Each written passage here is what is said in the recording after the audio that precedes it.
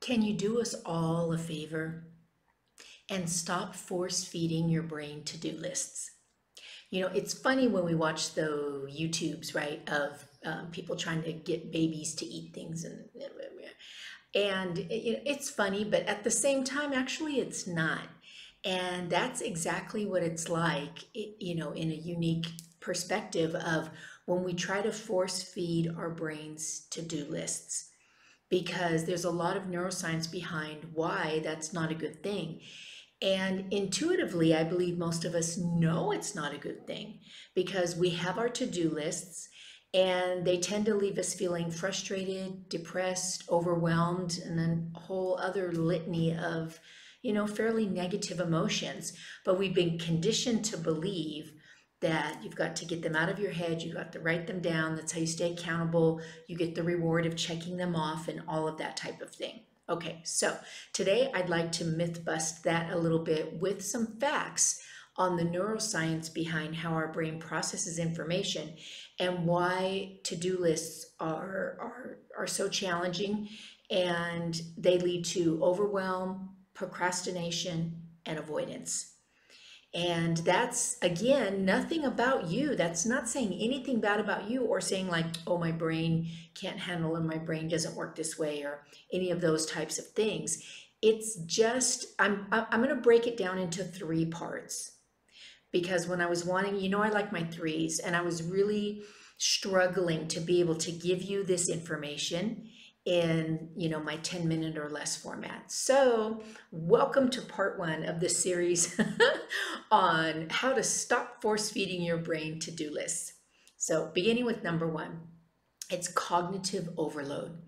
And to-do lists challenge us and leave us feeling miserable at the end of the day because either there were too many tasks, or the task was too big, or the task was broken down into too many small parts. And I'm laughing, right? It's like, well, you got to find that sweet spot in between if you're going to continue to do to-do lists.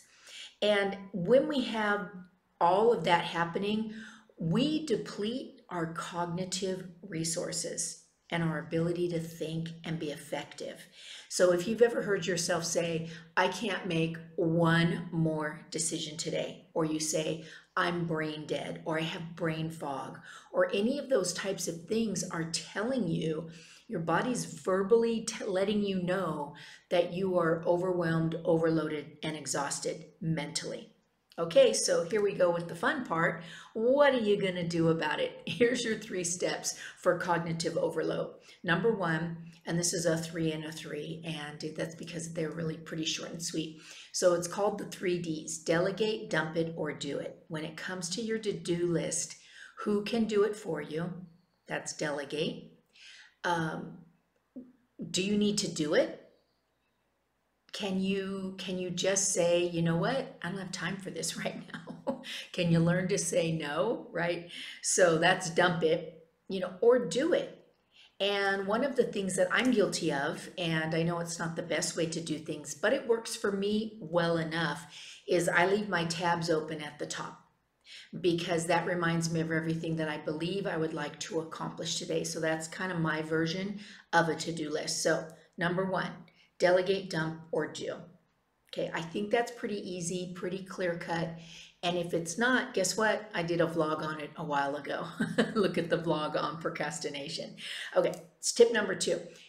Step into productive procrastination.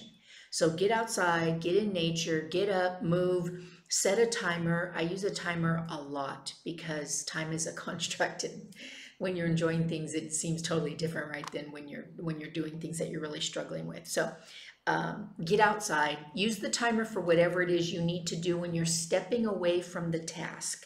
So if the task has become overwhelming or you find yourself wanting to avoid it, then hop onto a hobby. Play some good music. Again, like go for a walk, do a little dance, but set a timer. And it's different for everybody. My timer is actually 30 minutes. And but it could be 10 minutes, it could be 5 minutes. If you're just going to get up and stretch, hydrate, do something healthy for your body.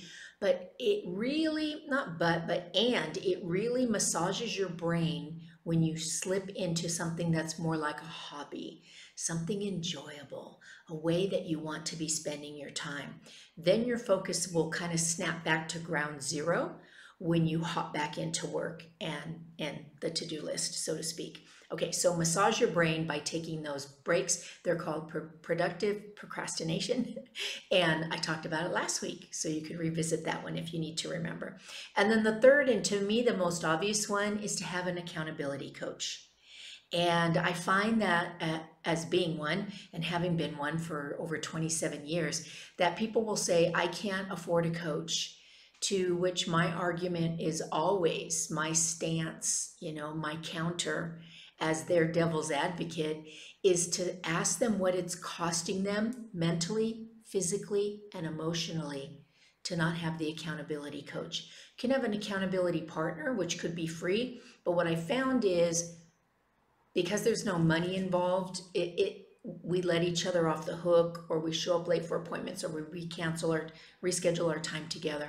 So when you have a coach that you've hired because of their expertise and you're paying them, you show up, you listen, you become accountable.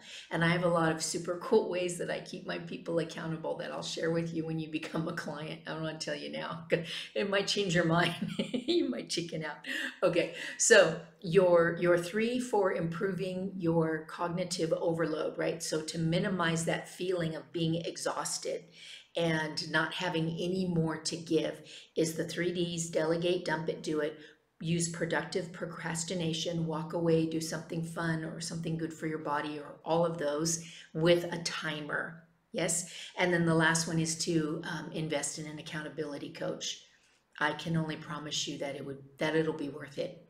You will not regret it when you have somebody who's a good listener and will keep you accountable and on task and be there for you, again, mentally, physically, and emotionally, if that's what you need. So I'm Elle Grinnell, the founder of TrueSpeak, bringing you the All Things Happy and Healthy vlog again this week. I would like for you to remember that if you're feeling continually overwhelmed, if you're self-medicating, if you're what you call yourself a weekend warrior, which is still good, but what these signals are telling you is that you need a coach. So how to reach out to me is in the bottom. Please like, subscribe, follow, book time with me. It's only going to cost you 30 minutes. I would say that's a great way to do some productive procrastination. Yes? Okay. So I consider myself a self-proclaimed, got P trouble today, self-proclaimed neuroscientist with over 25 years of investigation into the amazingness that is our brain and all of its functions. I'm faithfully optimistic and a thought leader in the area of intrapersonal communication. So helping you get all those voices in your head straight and proper and supporting you. Okay, so for now, that's it. Looking forward to seeing you next week. Part 2, we're going to get into why we allow ourselves to procrastinate, the neuroscience behind that, instead of getting the stuff done. So again, until then, stay happy and healthy, my friends, and aloha for now.